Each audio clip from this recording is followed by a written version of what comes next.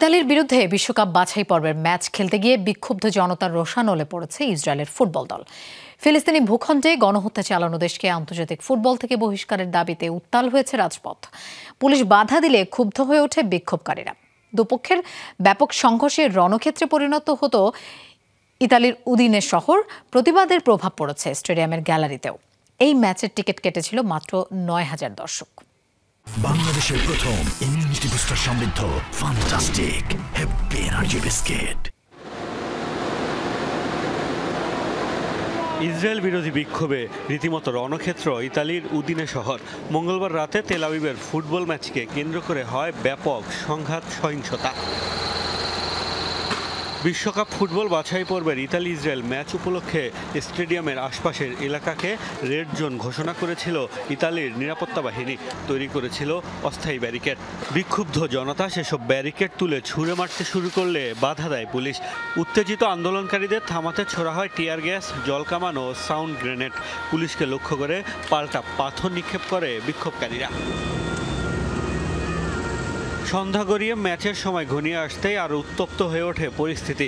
গাজায় যুদ্ধবিরতির চুক্তিকে ভুয়া আখ্যা দেন আন্দোলনকারীরা। স্থায়ী শান্তির দাবি জানান তারা। কিছুদিন আগেও মানুষ কেবল ধ্বংসযজ্ঞের বিরুদ্ধে অনলাইন জরিপে অংশ নিয়েছে, কিন্তু সৌভাগ্যবশত এখন সব স্তরে নানামুখী পদক্ষেপ নেওয়া হচ্ছে। আমাদের এই প্রতিবাদ আমরা চালিয়ে যাব। যে শান্তি চুক্তি স্বাক্ষরিত হয়েছে সেটি একটি ভুয়া চুক্তি। আমাদের এত সহজে বোকা বানানো যাবে না। সেখানে যুদ্ধবিরতি চলছে, কিন্তু শান্তি প্রতিষ্ঠা হয়নি। বিচার নিশ্চিত ছাড়া তা সম্ভব নয়।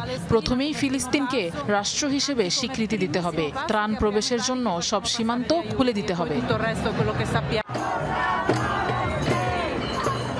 রাশিয়া ও ইসরায়েল দুদেশ নিয়ে ফিফা, উয়েফা সহ বিশ্ব ক্রীড়া সংস্থাগুলোর দ্বিমুখী আচরণে ক্ষোভ ঝাড়েন আন্দোলনকারীরা।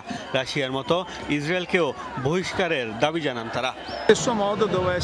আন্তর্জাতিক ক্রীড়া সংস্থাগুলো যেভাবে রাশিয়াকে নিষিদ্ধ করেছে সেভাবে ইসরায়েলকেও নিষিদ্ধ করা উচিত ছিল, কিন্তু তারা এমনটা করছে না।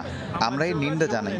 আন্তর্জাতিক টুর্নামেন্টে ইসরায়েলের অংশগ্রহণ দেখে মনে হচ্ছে গাজায় যেন কিছুই হয়নি।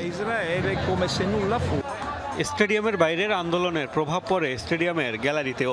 25,000 দর্শক ধারণ ক্ষমতা থাকলেও টিকিট বিক্রি হয়েছে মাত্র 9,000।